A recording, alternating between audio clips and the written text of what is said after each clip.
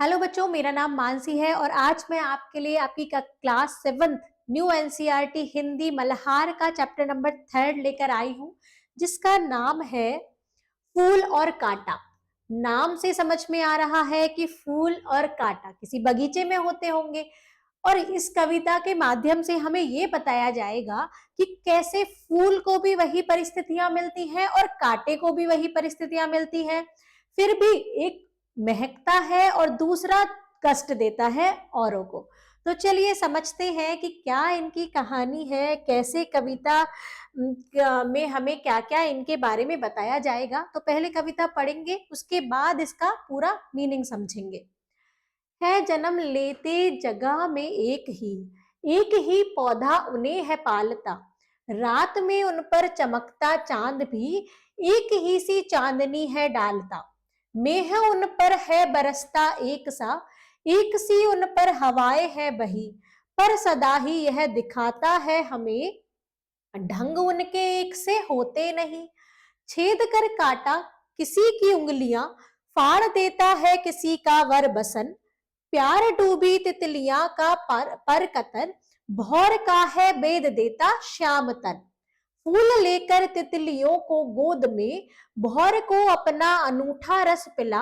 निज सुगंधों और निराले रंग से है सदा देता कली जी की खिला।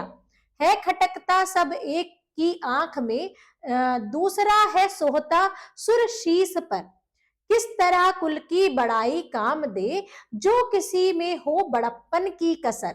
ये कविता लिखी है अयोध्या सिंह उपाध्याय हरिऔध ने और इसमें हमें क्या बताया गया है, इसमें हमें सिखाया गया है कि एक ही परिस्थिति में रहकर भी दो लोग कैसे अलग रह सकते हैं। मतलब एक ही कुल में जन्म लेने वाले लोग भी अलग अलग होते हैं। भाई बहन भी ऐसे होते हैं कि वो एक ही परिवार में जन्म लेते हैं, फिर भी उनका व्यवहार एकदम अलग अलग हो जाता है। बहुत सारे केस में ऐसा होता है। तो आइए पढ़ते हैं इसको, समझते हैं इस कविता के सारांश को। है जन्म लेते जगह में एक ही, दोनों फूल और कांटा एक ही जगह में तो जन्म लेते हैं। दोनों एक ही पौधे पर लगते हैं।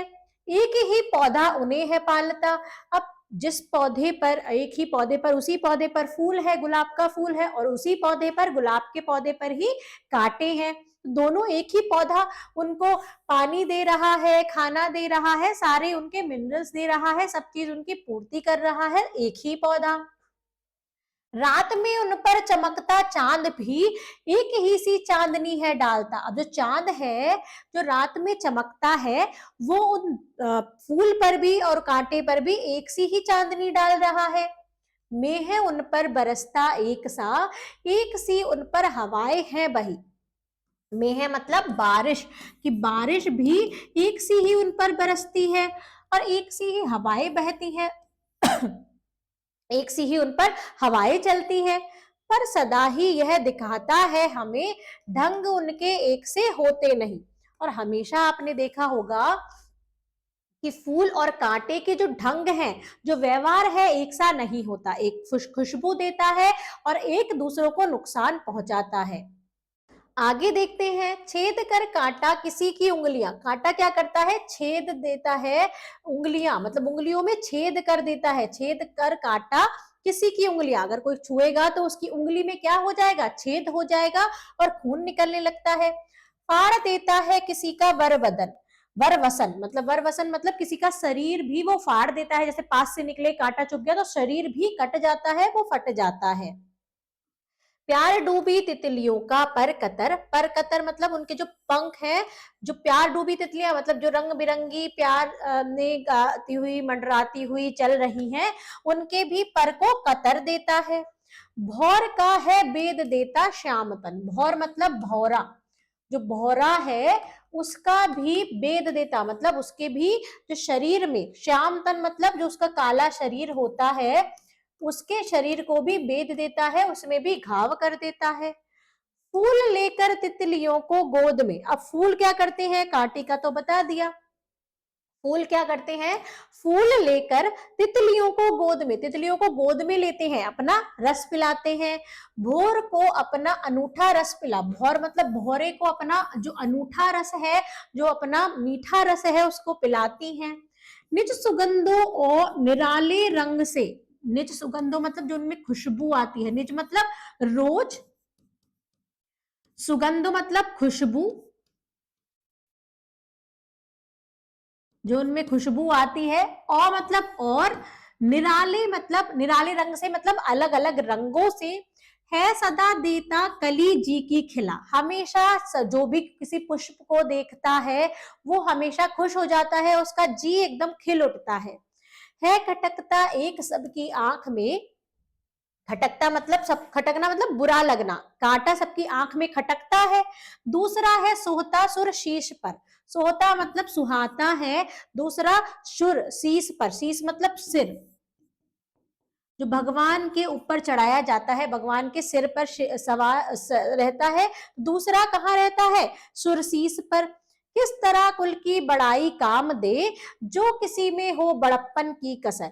तो किसी भी मतलब कुल यहाँ पर किस तरीके से काम आया, यहाँ पर कह रहा है कि कुल, जिस कुल में आपका जन्म हुआ है, जिस पौधे पे आपका जन्म हुआ है, चाहे वो फूल है वो कांटा है, तो उसकी बड़ाई किस काम की, उस कुल का कोई काम नहीं है। क्या काम आता है, जो किसी में हो बड़प्पन की कसर, अगर किसी में बड़प्पन ही नहीं है, बड़प्पन की कसर मतलब कमी, अगर उसमें कमी है, कांटे में कमी है, तो चाहे वो किसी भी पौधे पर रहे, गुलाब के पौधे पर रहे या किसी भी पौधे पर रहे, उसका काम रहेगा लोगों को चुभना और नुकसान पहुंचाना। तो यहाँ पर कुल की कोई अहमियत नहीं होती कि आपका कुछ कुल में जन्म हुआ है, आपके व्यवहार की अहमियत होती है कि आपका व्यवहार कैसा है। ये कविता लिखी है, अभी हमने आपको बताया था, अयोध्या सिंह उपाध्याय हरिऔध ने। आगे चलते हैं, कवि से परिचय कर लेते हैं, कवि के बारे में जान लेते हैं। उठो लाल अब आंखें खोलो, ये पढ़ा होगा आपने, पानी लाई हूं मुंह धो लो, बचपन में ये प्यारी सी कविता आपने भी पढ़ी होगी, ये सबकी किताबों में थी। उठो लाल अब आंखें खोलो, पानी लाई हूं मुंह धो लो, ऐसे करके कविता थी। इस कविता को रचने वाले यही थे, अयोध्या सिंह उपाध्याय हरिऔध ही फूल और कांटा के कवि हैं। ये भी ये कविता भी इन्होंने ही लिखी है, ये इसके भी कवि हैं।